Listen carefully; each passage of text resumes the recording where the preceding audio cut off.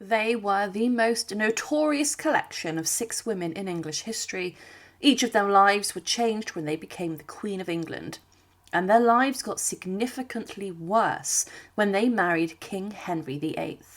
2 of the 6 wives lost their heads and are buried today without their heads on their corpses, but one of these women's remains have been lost and are still missing.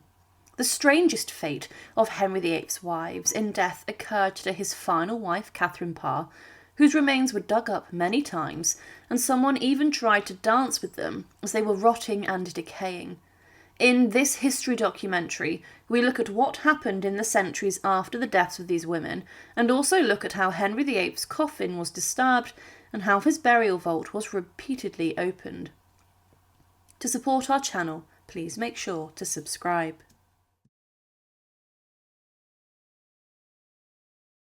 Henry VIII, on the 28th of January 1547, died at the Palace of Whitehall at the age of 55. His reign may have been one that was marred with chaos and brutality, but his final moments were serene, quiet, and he was surrounded by his closest household staff.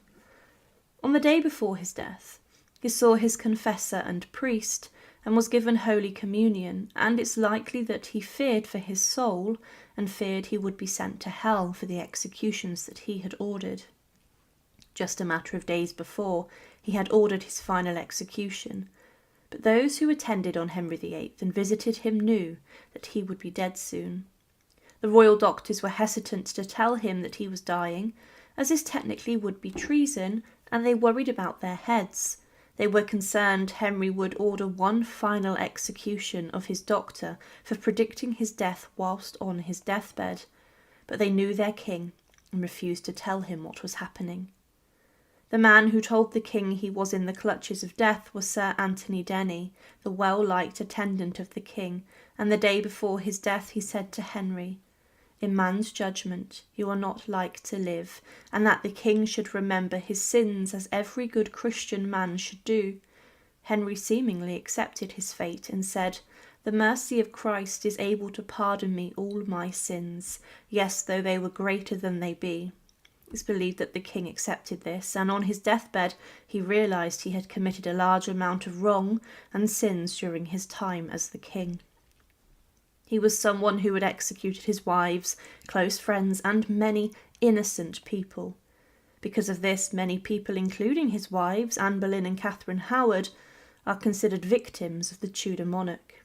Anne Boleyn, for example, would be accused of treason, adultery, and even incest, as the king needed a reason to be able to get rid of his second wife, and this saw her lose her head on the insides of the Tower of London.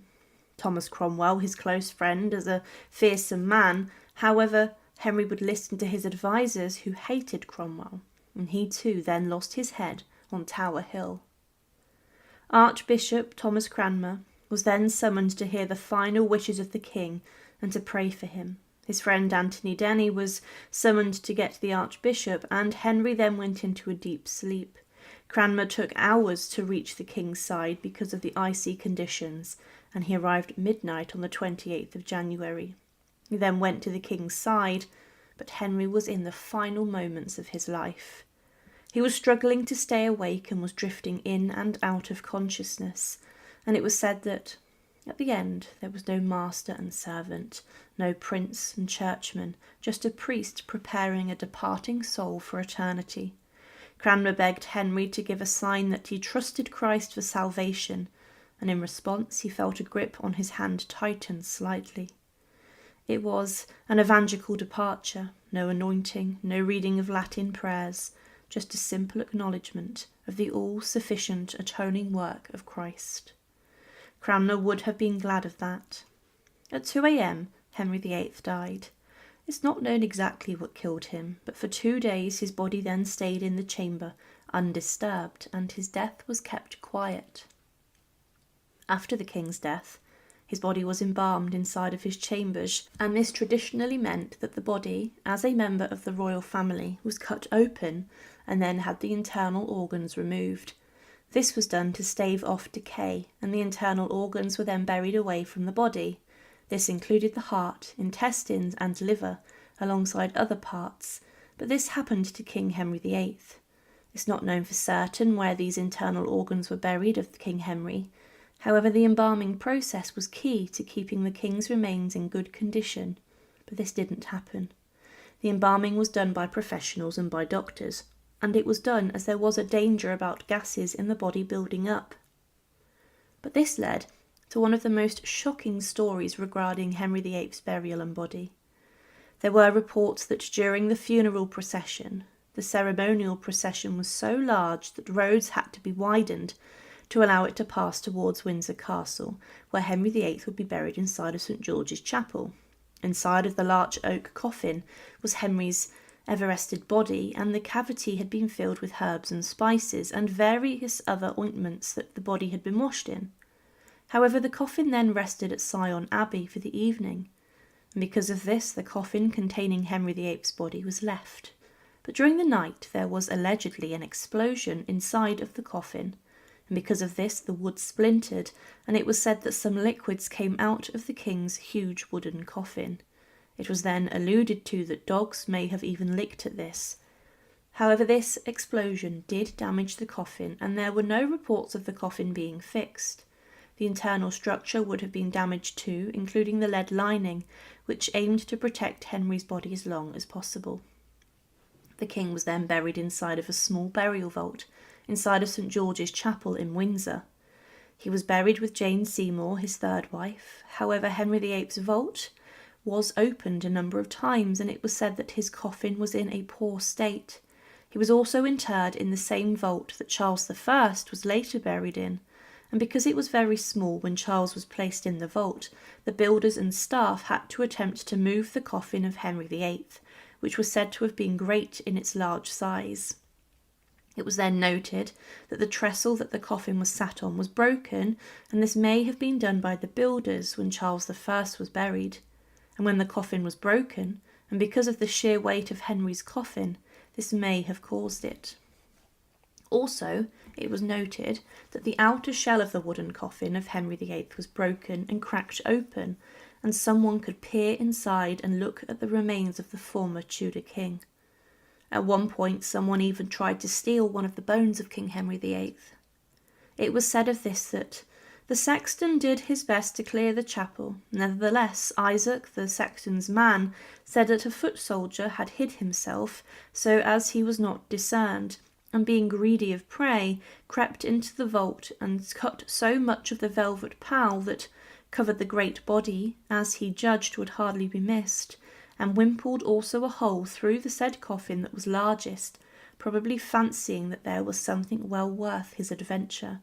The section of his opening the door epsied the sacrilegious person, who being searched, a bone was found about him, and with which he said he would have a knife. The governor being therefore informed of, he gave him his reward, and the lords and others present weren't convinced that a real body was in the great coffin, which some before had scrupled. What this means is that the coffin of King Henry VIII, which was referred to as a great coffin, had holes inside of it, and that the foot soldier in question broke into the burial vault of the former Tudor king, and then made his own hole in the ruined, decaying coffin. But then he reached into it and stole one of the bones of the notorious Tudor monarch. But this man then wanted to craft a knife handle with this, but the theft was quickly discovered, and the bone was then put back inside of the coffin. However, the hole was not prepared. The coffin and the vault of Henry VIII was opened a number of times following, but the last time was in the 19th century. The vault of Henry VIII was explored by Sir Henry Howard, and he looked at the body of Henry VIII through the holes in the coffin, but he was more concerned with the coffin next to the large one, as he was more bothered about Charles I's remains and locating them, as they had at this point been lost to time. But the damage to King Henry VIII's coffin may still be there, and there are no accounts that ever say that the coffin had been repaired, meaning that the king's remains may still be on display because of the damage. The first wife of King Henry VIII was Katherine of Aragon, and she is deemed in history to have been very unfairly treated. She was pushed outside in her marriage to the king, as Henry's eyes wandered towards Anne Boleyn, one of her ladies-in-waiting, and Katherine would fight for her status as a queen. Her husband Henry demoted her eventually to that of a Dowager Princess of Wales, due to the fact she had married Henry VIII's brother, Arthur Tudor, who died inside of Ludlow Castle, shortly after they themselves had tied the knot. But Katherine would have a very tough end to her life, as, following being banished from the royal apartments, she was virtually held under house arrest inside of Kimbolton Castle. But what is captivating is that Henry VIII would order a huge tomb for his first wife, who he then hated, to be buried. But then this was desecrated. However, 200 years after her death, the coffin of Katherine of Aragon was disturbed and was opened. What those people who did this found was shocking. Katherine of Aragon was a queen who would rule England alongside her husband for some time, and she was the longest-standing wife of the notorious Tudor king, but she is buried inside of Peterborough Cathedral today, which is shocking considering her role in history. It would have been expected that she would have been buried inside of Westminster Abbey, but this is not the case. Katherine died inside of Kimbolton Castle on the 7th of January 1535 at the age of 50. But Henry had a lot of input with regards to the funeral of his first wife, and he would later complain about the amount of money he spent on it. Henry chose Peterborough Cathedral for a number of reasons, as this was relatively close to the place where she died, and he ordered that Katherine should be buried with all of the honours of a Dowager Princess of Wales, meaning that she was demoted to the wife of the deceased Prince of Wales, as in the wife of his brother Arthur. This was a huge disgrace when compared to the work she had done as the Queen. For her funeral there was a large state procession with many noble ladies there to take part. There was a lot of black cloth provided for the women to wear mourning veils and other garments, and Henry VIII would bemoan the cost he spent on his first wife's funeral, and because of this he made sure that he did not spend a lot of money on the memorial or the burial. Katherine is not necessarily buried in a grand or ornate tomb, but simply under the floor. More on this shortly. It was said for her burial arrangements that the right excellent and noble princess, the Lady Katherine, daughter to the right high and mighty Prince Ferdinand, the late King of Castile, and late wife to the noble and excellent Prince Arthur, brother to our sovereign Lord King Henry VIII, and she would be buried with this title. She was now considered the sister-in-law of Henry VIII, and she was not in death referred to as a queen. Her body was embalmed and her vital organs had been removed and buried elsewhere from her body, and preparations were made for the funeral in many ways. Clothing and veils for the mourners and ladies of the household of Katherine were made, and, as mentioned, this cost Henry VIII a lot of money, and for this he complained, and he would then refuse to pay any more, and he kept Katherine's funeral service simple and straightforward. Her procession to the place of burial began at Kimbolton Castle, and the body had been placed in a thick coffin, and her remains inside of this were encased in lead, and they had also, it's believed, placed her entrails in a separate chest. They were wrapped in cerecloth, a thick wax cloth that would preserve the body well. When it left Kimbolton Castle, the procession was large, and the hearse was pulled to Sawtry Abbey, where it rested for the night before it continued on to Peterborough Cathedral, or Abbey as it was known. The coffin of Katherine of Aragon arrived and was carried into the cathedral, which had been richly decorated with symbols of the deceased Katherine and the English monarchy. The man who led the funeral service and preached the sermon was John Halsey, who would replace the executed Bishop of Rochester, John Fisher. He would preach a sermon with Henry VIII, who had involvement in, and he would tell lies that denounced her, and he claimed that during her final moments Katherine said that she was not a queen and had never been the rightful Queen of England. This was seen as distasteful and disrespectful, and the imperial ambassador Eustace Chapuis, who would have told the emperor about this, was kept away. Henry VIII, following her burial, would create a fine tomb for his first wife, despite the fact he hated her by this point, and he delivered on his promise to give her a decent burial, despite the pro-Anne Boleyn propaganda. Nothing of this tomb remains, as during the English Civil War, parliamentarian soldiers destroyed it and caused chaos inside of the cathedral. However, what is shocking is that in the 18th century there was an exhumation of Katherine of Aragon's coffin that took place, and her coffin was opened and sadistically tampered with and disturbed. There were no real, legitimate reasons to disturb the resting place of a queen who had by this point been buried over 200 years. There had been rumours for many years that Katherine of Aragon was not buried alone, and some believed that she was actually buried with Catherine Willoughby, a prominent Tudor woman who, some believed, could have even become at one point Henry VIII's seventh wife. But this was then investigated, and to do this in 1777, officials inside of the cathedral decided to open the tomb of Catherine. They lifted the flagstones which were under where the tomb had been destroyed, and they opened the grave. The grave was opened, and the investigators discovered that there was only one coffin, and this was Katherine of Aragon. There were no other coffins. However, officials decided that to open the coffin would have been disrespectful and unnecessary. However, one of the witnesses took matters into his own hands. He was armed with a drill, and he would place this on the coffin, and he then drilled a hole into the coffin of Henry VIII's first wife. And after this, he slid a wire into the opening he had created. This had a hook on it, and he pulled and hooked a part of the black and silver fabric which Catherine had been buried inside of. He took this part of her clothes from her body, ripping them, and then when he brought the hook out of the coffin to inspect it, he noticed there was a distinct smell of embalming fluid which still remained centuries on. But when the fabric emerged from the coffin, it hit the air and disintegrated and perished. This was the only time that Katherine of Aragon's remains were broken into, and the coffin was then reburied, and in later years modern tombs have been made for her, with the last being a Victorian one, which links her to being a Queen of England. However, what is bizarre is that the coffin of Katherine of Aragon was drilled into and damaged, and this small hole caused a huge amount of damage to her body. It's believed that as her body was now exposed to the air, that a significant amount of decomposition would have happened to her remains, and that the embalming fluid to keep the former wife of Henry VIII's remains preserved well was in a battle against the elements and exposure. This is a shocking thing that witnesses have caused so much damage, but has never been held accountable for.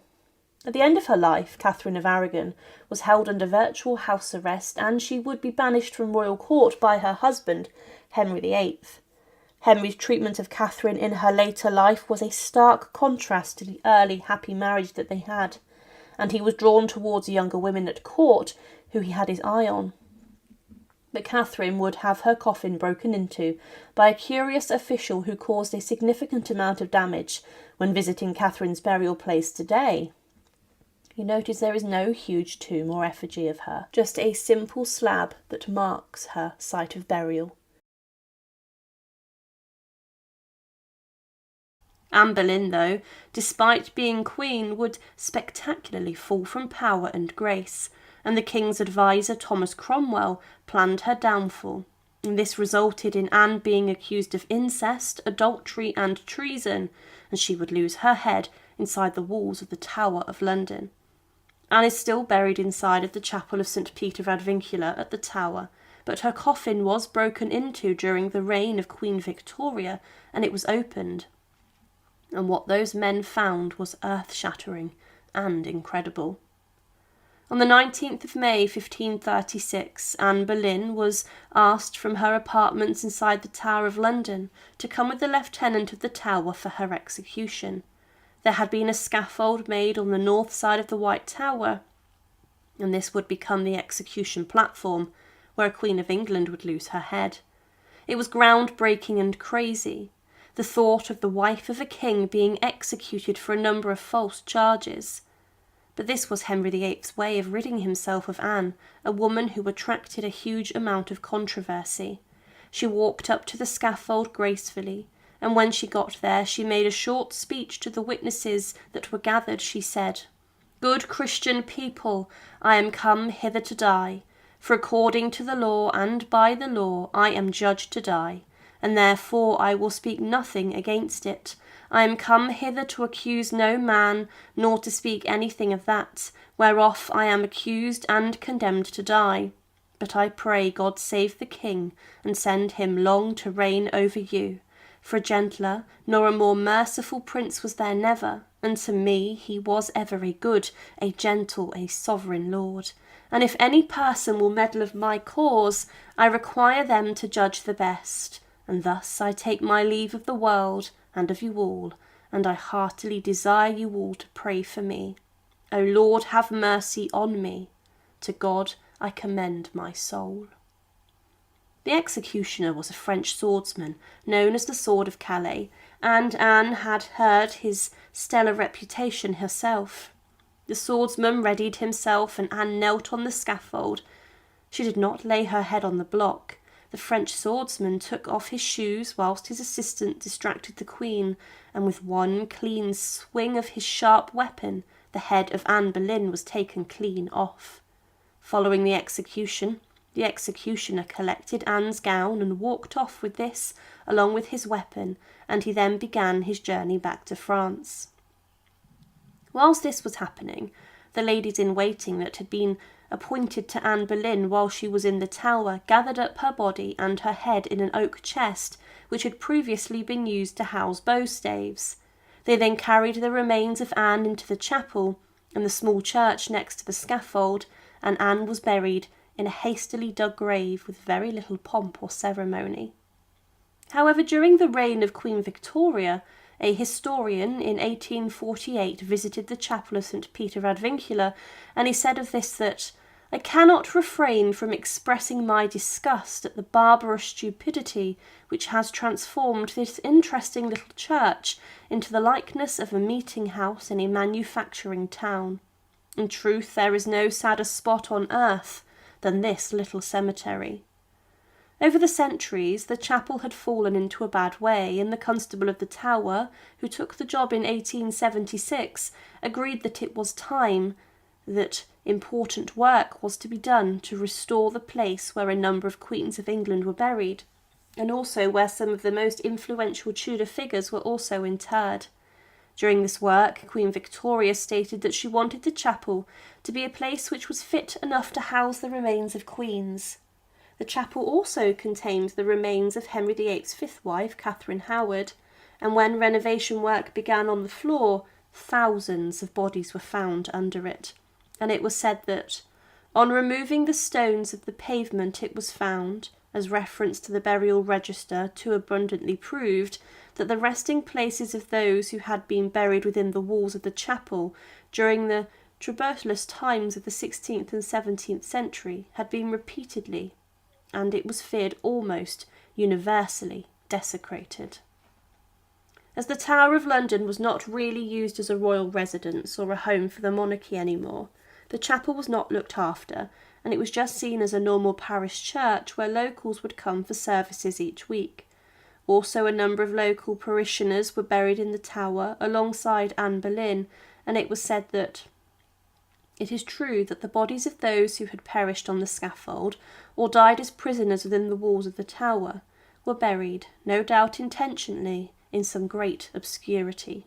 But even if some memorial stone had recorded their burial place, it is doubtful whether that would have protected their remains, for in the instance of the three Scotch lords, Lovat, Balmoral and Kilmarnock, although their grave was specifically marked by a stone, which is still preserved, it was found that their bones had been much disturbed, so much so indeed as to be beyond all possible means of identification. It is even feared that in some instances coffins had been designedly broken up and their contents scattered in order to make room for some fresh occupants of the ground. But when the work on the chapel's uneven floor began, the builders would make some remarkable discoveries, including the remains of those men and women who were executed inside of the Tower. They then came across the remains of Anne Boleyn. The archaeologists exhumed the remains of Anne, and they noticed a number of things. First, that this woman's body had been beheaded by a sharp instrument, and also that the oak coffin or chest she had been buried in had rotted over the centuries after she was buried. The Professor of Medicine for Queen Victoria, Dr. Frederick Mowat, was then summoned to the Tower to identify and handle these remains. The body was found at a depth of 2 feet, and the remains were described as belonging to a female of between 25 and 30 years of age, of a delicate frame of body, and who had been of slender and perfect proportions. The forehead and lower jaw were small and especially well formed. The vertebrae were particularly small, especially one joint, the atlas, which was that next to the skull, bearing witness to the Queen's little neck. He then stated, "The bones found are certainly those of a female in the prime of her life, all perfectly consolidated and symmetrical, and belonging to the same person. The bones of the head indicate a well-formed round skull with an intellectual forehead, straight orbital ridge, large eyes, oval face, and a rather square, full chin. The remains of the vertebrae and the bones of the lower limbs indicate a well-formed woman of middle height, with a short and slender neck. The ribs show depth and roundness of chest. The hands and feet bones indicate delicate and well-shaped hands and feet, with tapering fingers and a narrow foot."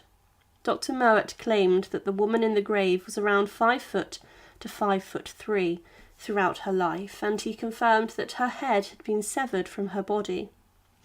This narrowed down the possibility of those who were executed in the Tower to that of Margaret Pole, Katherine Howard, Lady Jane Grey, Jane Boleyn.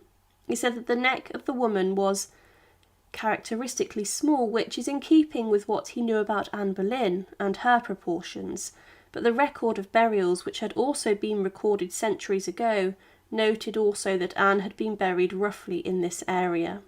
Her body was then taken away, and it was held inside of the Queen's house inside the Tower, being stored in a new coffin, a lead box, and a container.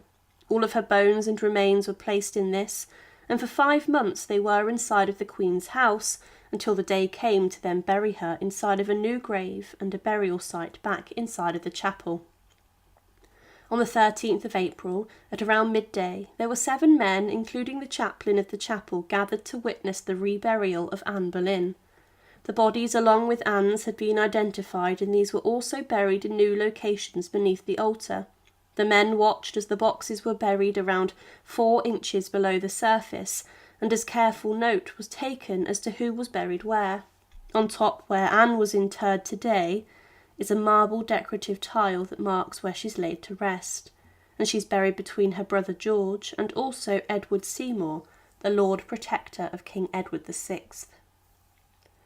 The men that discovered the bones of Anne Boleyn had uncovered a 300-year mystery as to where the most controversial wife of King Henry VIII had been buried.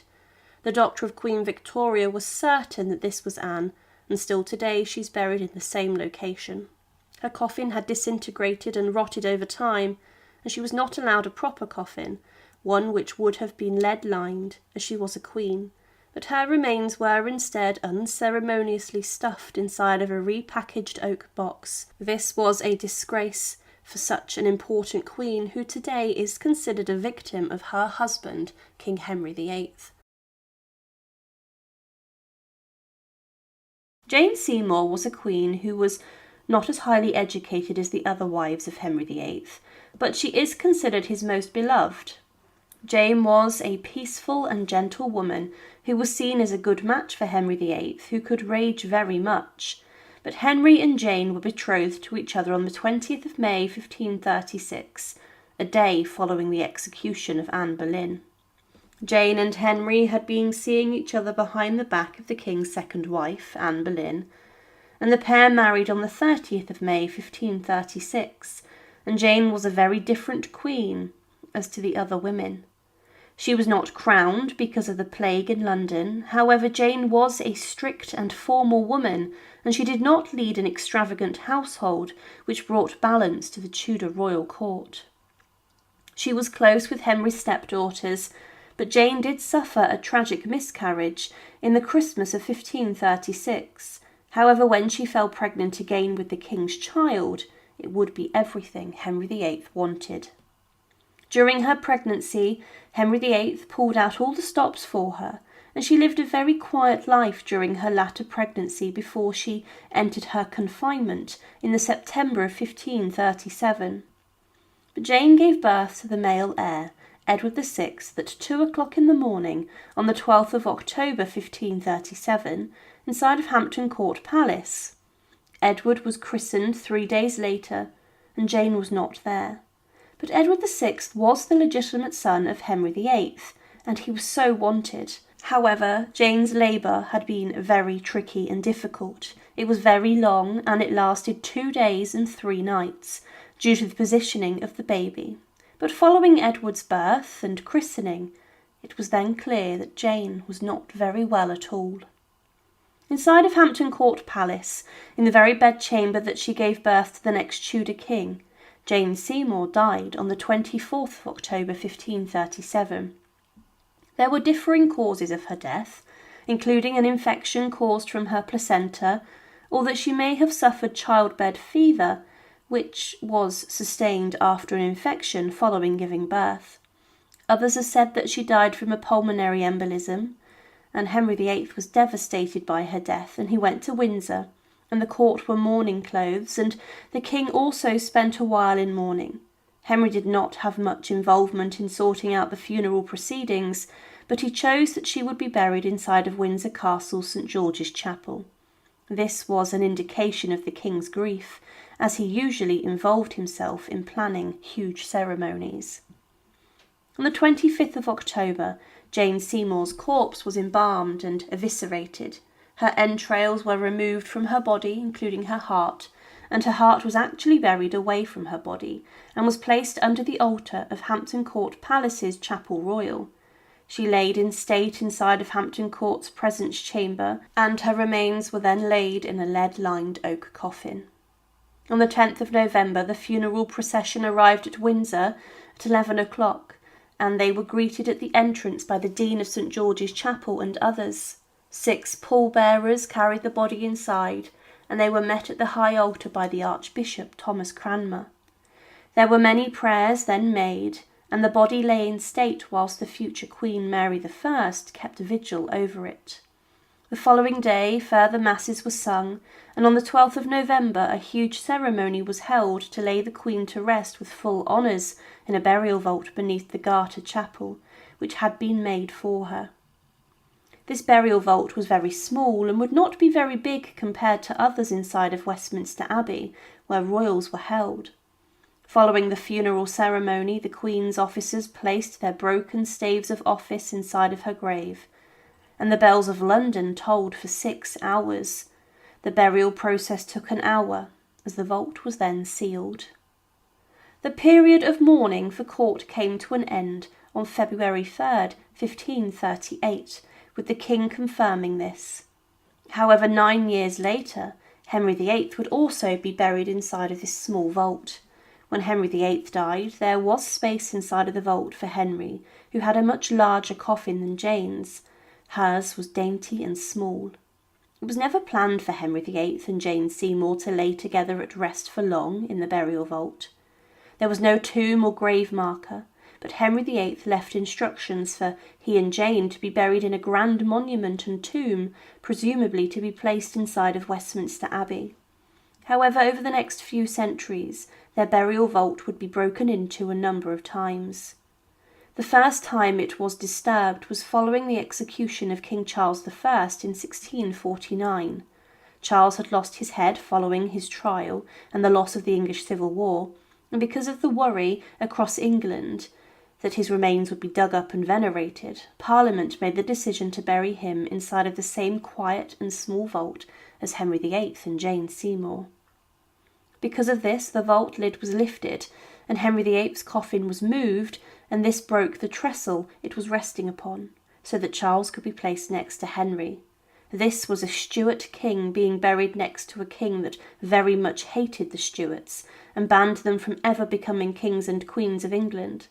But during the burial of Charles, it was noted that Henry's coffin, which was much larger, was in a bad state, and much of the exterior wood was broken into, and some witnesses claimed that they could even see into the coffin and could see the beard hairs on his face which had been exposed to the elements. However, Jane's coffin was said to have been in a perfect state, and something that looked as fresh as the day it left the carpenter's workshop, being made for a queen. There was no sign of damage on this and no breakages. It was laying peacefully where it was buried over a century before. However, this was not the end of the breaking into the burial vault, as a child of Queen Anne, another Stuart monarch, was buried inside of the vault at the feet of Jane and Henry for some reason. So the burial vault was now very crowded, especially as it was only ever meant to house 2 people for a short period of time.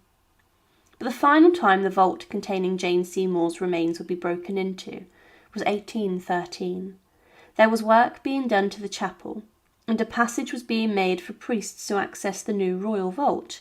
The old vault containing Jane and Henry was broken into, and it was witnessed by Regent George, the future King George VI, as well as other officials.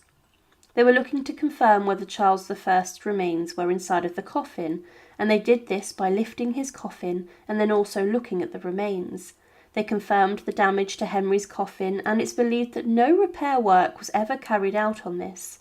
However, Jane Seymour's coffin, around 300 years after she was buried, was still in a remarkable condition compared to the other burials in the vault, and there was still no breaking of the wooden shell, and it still remained on the trestle, and this had not collapsed.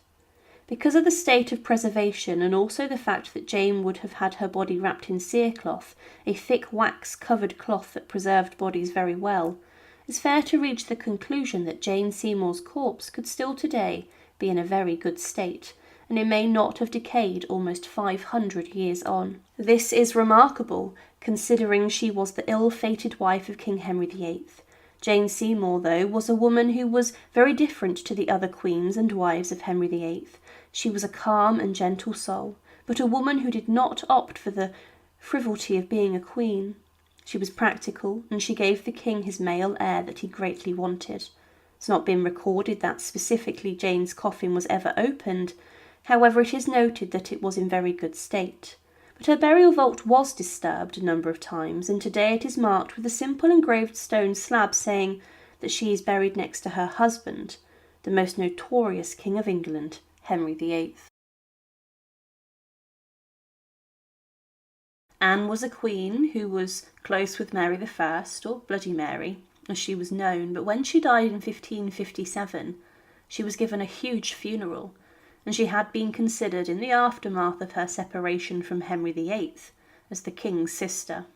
But she was buried inside a tomb, which today is hard to find inside of Westminster Abbey, and for many years it was lost. On the 16th of July 1557, Anne of Cleves, the 4th wife of King Henry VIII, succumbed to an illness which lasted for a number of months, and many historians have debated that she died from cancer. In her final days, she made her will and stipulated what should happen to her wealth and household when she passed. She made sure that the members of her household and servants that she liked would be rewarded and looked after financially after her death, and she left money for them to be given payment. Anne would also leave some jewels that she had been given from Henry VIII to Mary I, and also Princess Elizabeth, the soon-to-be Queen Elizabeth I.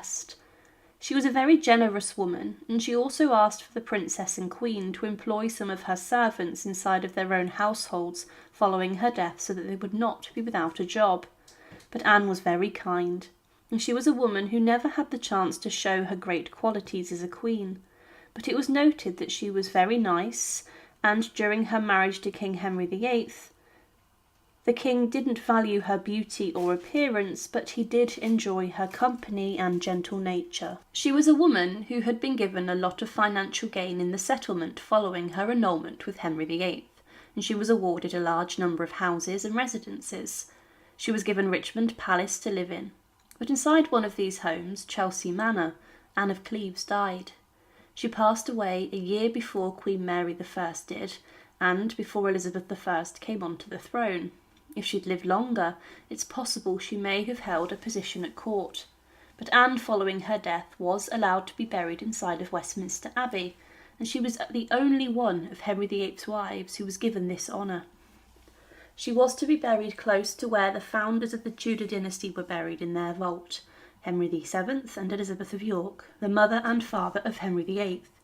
She was given a large funeral, and it was said she was a queen and a European princess.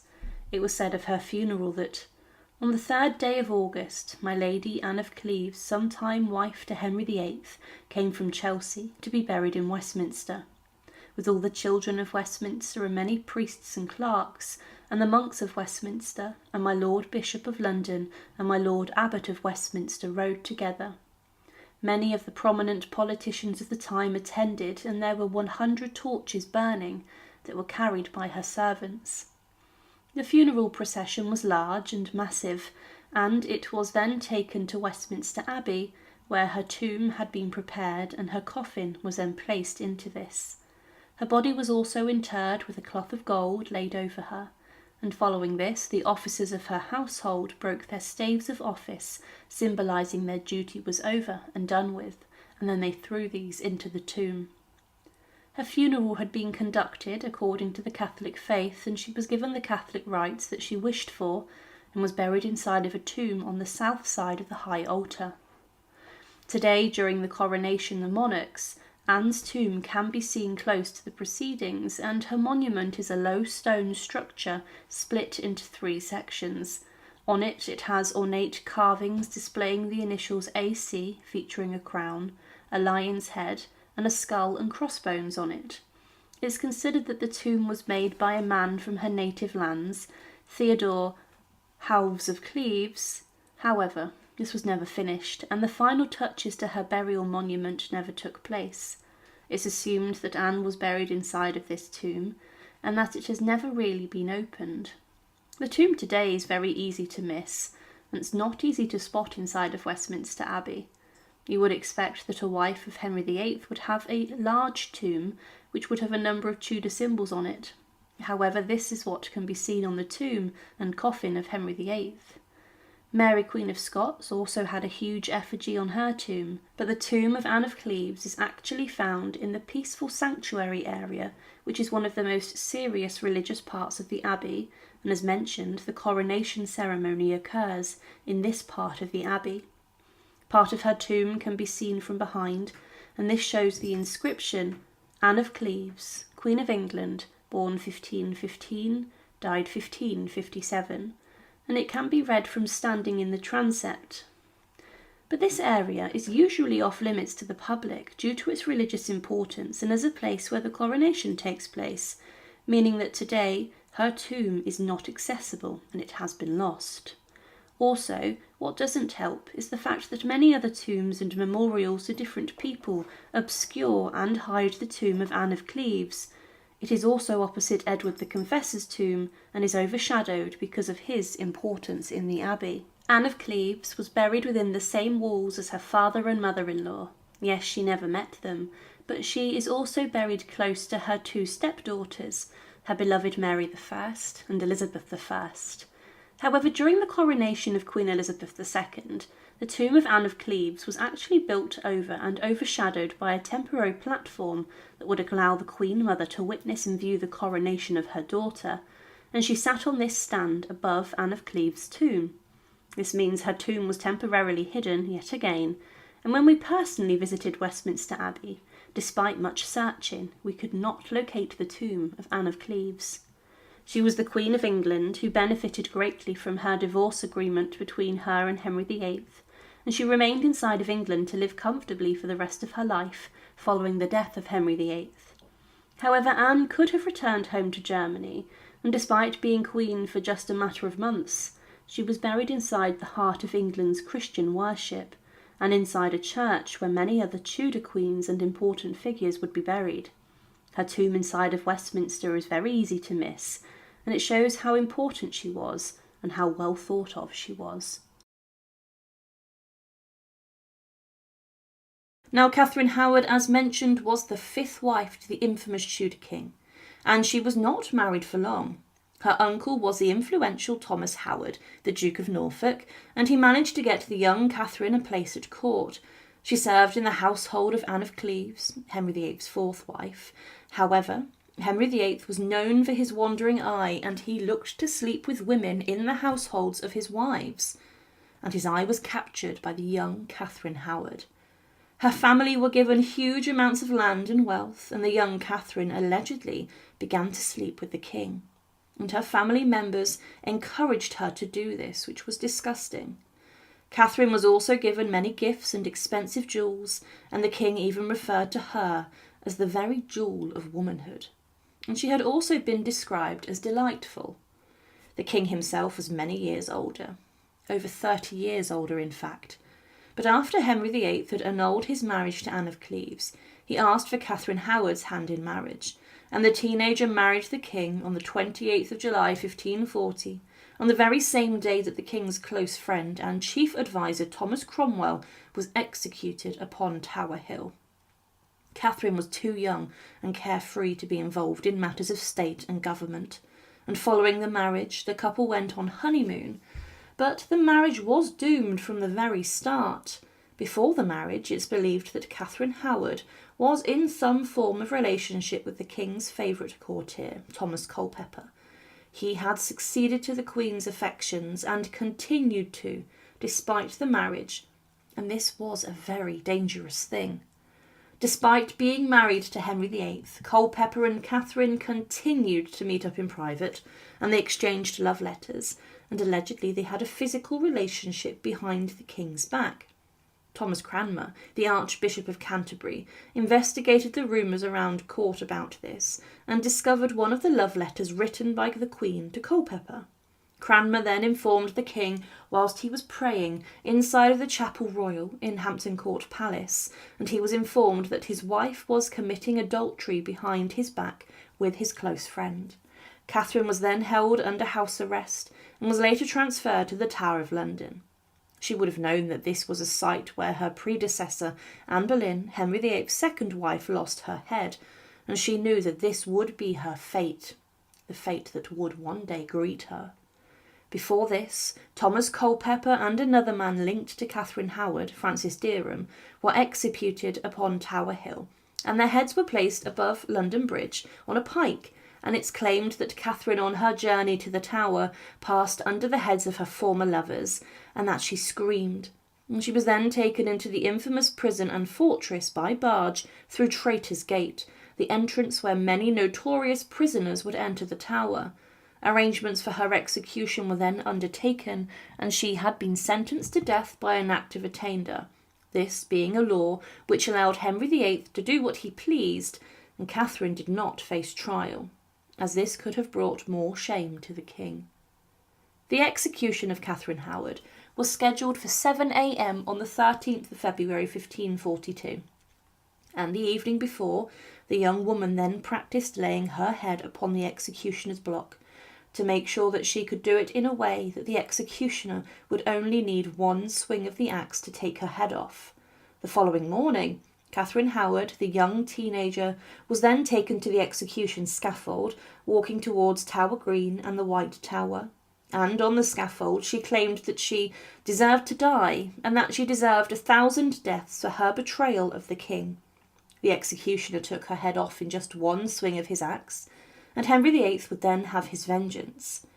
He had not ordered a coffin for his fifth wife, and her body and head were then collected in a shroud, a piece of cloth, and she was then taken to the Tower of London's chapel, the chapel of St. Peter ad Vincula. Her body was then thrown into a roughly dug grave, and there was no preparation, or very little, for her burial, and it is not believed that she had a funeral. Katherine Howard's execution and burial was ruthless and brutal, and she had been executed by the commoner's axe, forced to lay in hay soaked up with the blood on the scaffold. She also did not die as a queen, being stripped of the title, and the only people who witnessed her burial were the officials within the Tower, such as the Constable of the Tower of London. She was buried wrapped in a cloth and was then placed in the ground. A significant amount of quicklime was then thrown into her grave too, upon the orders of Henry VIII.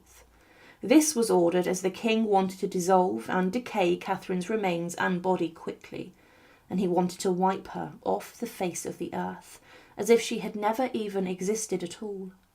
Henry VIII wanted to rid himself of the mistake of his fifth wife, being cuckolded by his best friend, and to do this, the officials in the Tower threw the quicklime on her body. Now, during the reign of Queen Victoria, There were many improvements made to the chapel of St. Peter ad Vincula, and the floor in particular was lifted and was fixed. The builders disturbed the graves which were close to the altar, and the royal physicians and doctors confirmed the identity of many of the bodies, such as Anne Boleyn, Henry VIII's second wife, and also the illegitimate son of King Charles II, the Duke of Monmouth. The remains of other prominent Tudor figures, such as Thomas Cromwell, the king's chief adviser, were located, and a number of women, including Margaret Pole and Jane Boleyn, were found. Now, Jane Boleyn had been executed immediately after Katherine Howard, as she was the one who had helped Catherine cheat on the king, and it was presumed that they were buried next to each other, in probably the same grave. It did not make sense that the two had been buried in separate graves across the Tower's chapel, as this would have disturbed other graves. Now, only one pit would have been dug for both of them, a pit large enough to inter two, but Jane Boleyn's body was discovered and found, and then archaeologists looked for Katherine Howard's body. They searched all around, and it was thought that she was buried close to the high altar, but they could not find her body or her grave. The grave proceeded to believe that her body had been covered in quicklime after her burial. Close to where Margaret Pole, the Countess of Salisbury, was found, there has been said to have been a small collection of bones which were affected by lime, and these could have belonged to Katherine Howard, but despite searching, her body was not identified and was not discovered. The body of Katherine Howard has allegedly never been found within the Tower of London's chapel. Her place of burial there is a memorial stone in front of the altar for her. People think that she is buried under the stone, but sadly that is not the case. The quicklime, it's believed, decomposed her body quicker, as she was so young, and that her bones were not fully hardened, as she was just a teenager when she was executed. Katherine Howard is remembered today as the most tragic wife of Henry VIII, as she was someone who was groomed and abused by older men, and the king, who was grotesque and huge at the time of the marriage, was over 30 years older than her, and he should have known better. It's possible that some of the remains inside the Tower's chapel, which were found, have been misidentified, but they have never been DNA tested.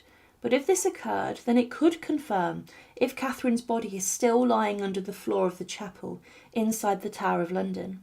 Her execution was rough and brutal, and she was a woman whose life changed when she married Henry VIII, but not for the better, and within a matter of time she would be executed, and the king wiped her remains off the face of the earth.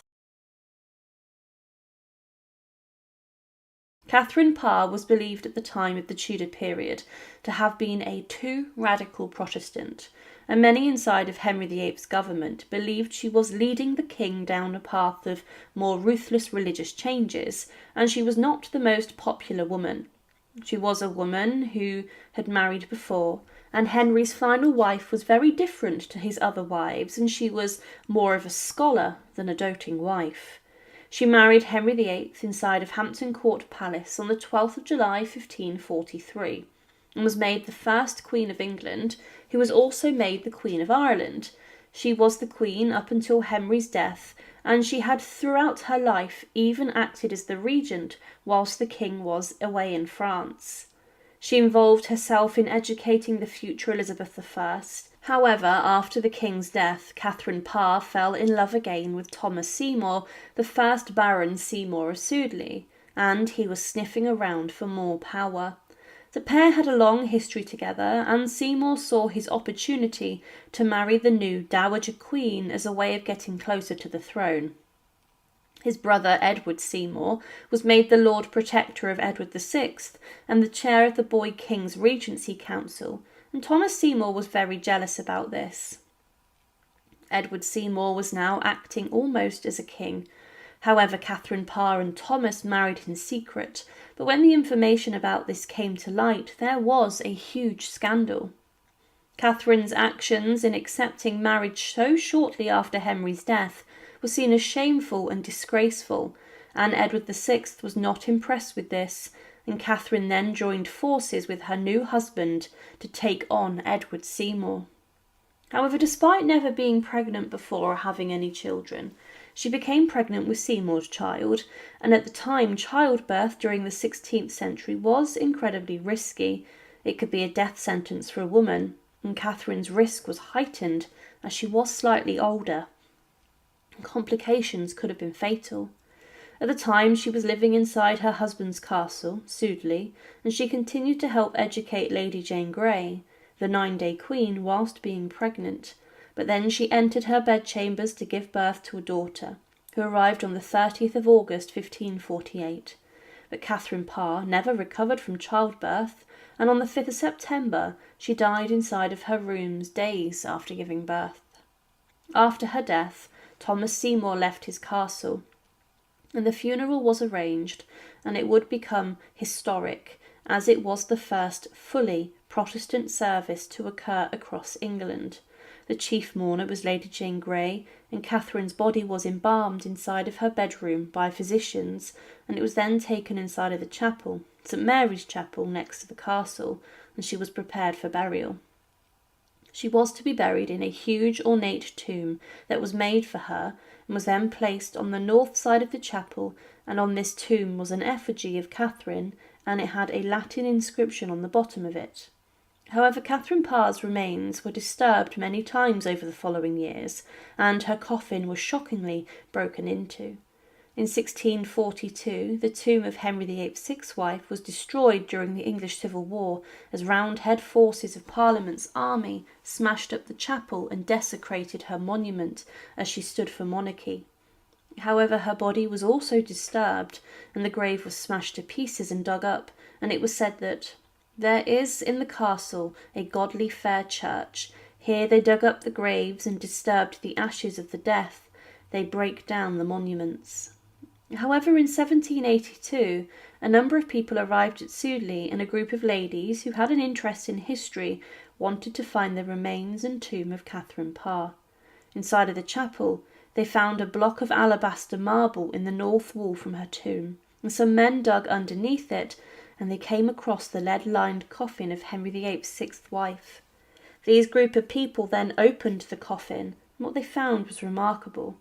They found Katherine Parr's body wrapped tightly in a cerecloth, a heavy wax dipped in cloth which had been almost mummifying her to preserve her. They saw her face for the first time in 2 centuries. However, as her corpse was exposed to the air for the first time, the colour of Catherine's face drained, and her eyes turned a different colour, and lost their sparkle. The women then asked the men, after their curious outing, to rebury her body inside of the coffin. But a local farmer found out about what had happened inside of the church nearby, and he tried to inspect the body of Henry VIII's sixth wife himself.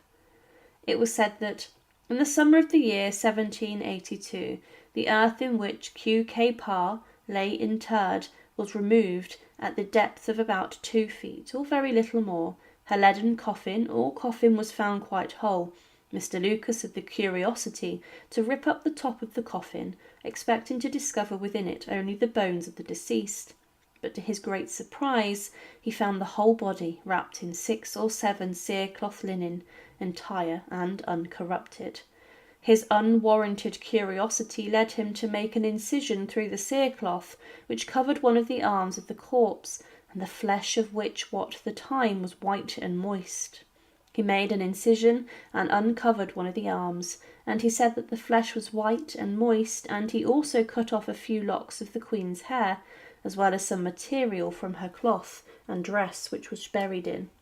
In 1783, just a year later, the steward of the castle then directed for the grave to be opened again to see the Queen's remains, and it was said that the body had begun to decay quickly. It was also noted that the shoes were on the feet which were very small, and that the Queen's proportions were extremely delicate, and that her hair was gold. 4 years later, the coffin of Katherine Parr was yet again opened. This time it was a curious local priest who wanted to see the state of her body, and he had found that the head of Catherine had totally decayed, and presumably no skin was left. He also found that teeth had fallen out of her mouth, or may have been pulled out by those hungry to take a souvenir of a wife of Henry VIII. However, he also found when inspecting the remains that her hands and arm had turned brown, and he made a short sketch of what he saw in her body. He then covered up the body, but 6 years later, one of the most shocking parts of Catherine's desecration occurred. A group of drunk vandals entered the chapel, and they then disinterred Katherine Parr out of the coffin and messed around with it, and one man even danced with the corpse of Katherine Parr. They then dumped the body of her in the corner in a pile, making off with some more teeth, and one man allegedly even stabbed an iron bar through the torso of Henry VIII's final queen, and then had buried this in the ground upside down. Hearing of this, a local priest then appealed to Queen Victoria to give Katherine Parr a better and deserved burial in a final monument where she could finally be laid to rest after centuries of desecration. It was agreed that Katherine would be buried inside of a new coffin and a new tomb which was made from stone, and she was interred in safety. When the time came to rebury her inside of the newly renovated church within the grounds of the castle where she died, it was found that Catherine's body was just a pile of bones now, with a smaller part of flesh and hair on her body. But she was then buried inside of this new tomb where she still lies today, in decency.